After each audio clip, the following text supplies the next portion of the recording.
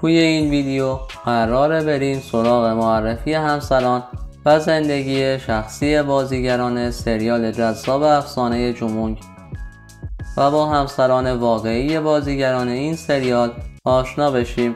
پس تا آخر ویدیو همراه من باشید و اگر ویدیو رو دوست داشتید لایک ویدیو یادتون نره. بازیگر نقش جمونگ یعنی سونگ ایل گوک متولد اول اکتبر سال 1971 و در شهر سئول به دنیا اومده. از جمله سریال های این بازیگر سریال امپراتور دریا، سریال افسانه جمونگ، سریال سرزمین بادها و سریال دایره جنایی هست. سونگ ایل گوک سال 2008 یعنی 2 سال بعد از سریال جمونگ با زنی به نام جونگ سونگ یون که قاضی دادگستری ازدواج کرده و حاصل این ازدواج 3 فرزند 3 گلوی پسر بوده. سونگ ایل گوک در حال حاضر 54 سال داره. هان هه جین در نقش بانو سوسانو. این بازیگر متولد 27 اکتبر 1981 در شهر جولا و 44 ساله هست. از جمله سریال های این بازیگر سریال قوی باشگونسون، سریال افسانه جمونگ، سریال وکیل طلاق شین و سریال سندروم هست. هان هه جین سال 2013 با یک فوتبالیست معروف کره‌ای به نام کی سونگ یونگ که 8 سال از خودش کوچکتره ازدواج کرده و در حال حاضر یک دختر داره. بازیگر نقش تسو یعنی کیم سونگ سو متولد 25 ژوئیه 1971 در شهر سئول و 54 ساله هست. از جمله سریال های این بازیگر علاوه بر افسانه جمونگ سریال گوانگتو فاتح بزرگ، سریال زیر چتر ملکه و سریال عشق در مهتاب هست. درباره زندگی شخصی کیم سونگ سو اطلاعات دقیقی در دسترس نیست، اما در برخی از سایت های ایرانی گفته شده که این بازیگر ازدواج کرده. این در حالیه که در سایت های معتبر کره‌ای هیچ اشاره‌ای به این موضوع نشده. پارک تام هی در نقش بانو سولان.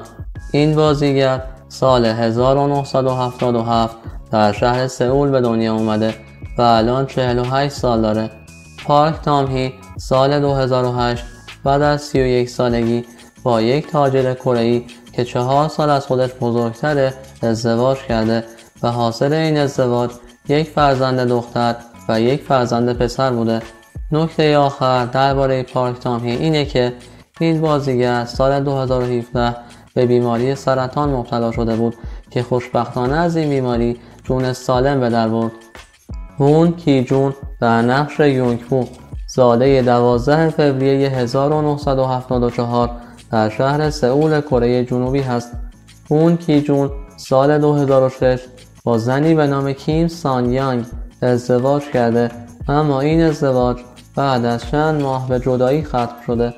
این بازیگر 7 سال بعد یعنی در سال 2013 دوباره ازدواج کرده و جالب اینه که باز هم با همین خانم کیم سان یانگ ازدواج کرده و این بار ازدواجشون دوام آورده و حاصل این ازدواج یک فرزند دختر و یک فرزند پسر بوده. بازیگر نقش ملکه وون هو یعنی کیون میری در حال حاضر 60 سال داره و متأهله. این بازیگر تا به حال 2 بار ازدواج کرده. بار اول در سال 1987 با مردی به نام ایم یانگ گیو و بار دوم در سال 1998 با مردی به نام لی هونگ هیون که ازدواج دومش تا به حال دوام آورده. این بازیگر در حال حاضر 2 دختر و 1 پسر داره. از بهترین سریال های این بازیگر سریال جواهری در قصر، سریال ایسان و سریال افسانه جمونگ هست که در هر 3 سریال به نحوی نقش منفی رو بازی کرده. جون هوانگ ریول در نقش امپراتور گوموا. این بازیگر متولد 11 فوریه 1960 در شهر سئول و الان 65 سال داره. از معروف ترین سریال های این بازیگر میتونم به سریال هورجون، سریال افسانه یوکنیو و سریال الهه آتش اشاره کنم. جون کوآین ریول سال 1995 با زنی غیر سلبریتی به نام پارک سوجین ازدواج کرده و در حال حاضر یک پسر داره که او هم مانند پدرش شغل بازیگری رو برای خودش انتخاب کرده. بازیگر نقش بانو یوها با نام اوه یون سو متولد 27 اکتبر سال 1971 و 54 ساله است. از جمله سریال های این بازیگر میتونم به سریال سرنوشت یک مبارز، سریال زندگی تلخ و شیرین و سریال بازگشت پرنسس اشاره کنم. اوه یون سو سال 1998 و در 27 سالگی با بازیگری به نام سون جی چانگ ازدواج کرده و حاصل این ازدواج 2 فرزند پسر به نامهای سونگ مین و گیونگ مین هست. به پایان این ویدیو رسیدیم. ممنون که تا انتها با من بودید. تا ویدیوی بعدی، بدرود.